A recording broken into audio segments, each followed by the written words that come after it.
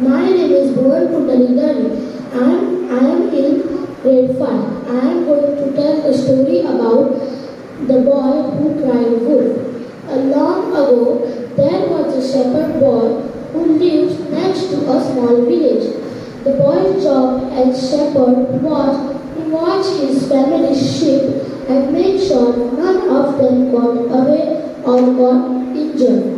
The boy grew tired and bored of his job and decided to have some fun. Wolf, wolf, he shouted. Villagers nearby ran to help the boy and tried to save the sheep. But when they got there, they realized that it just was a trick and there were no wolves. They were angry that they had come to just help, not to be laughed at the shepherd boy. The next day, the boy was walking with his herd of sheep when he noticed a wolf hiding inside a tree nearby. Wolf, wolf, he screamed, but nobody came. He shouted again, wolf, wolf.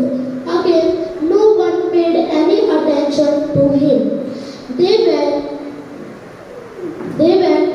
They did not believe the boy after what he had done the day before.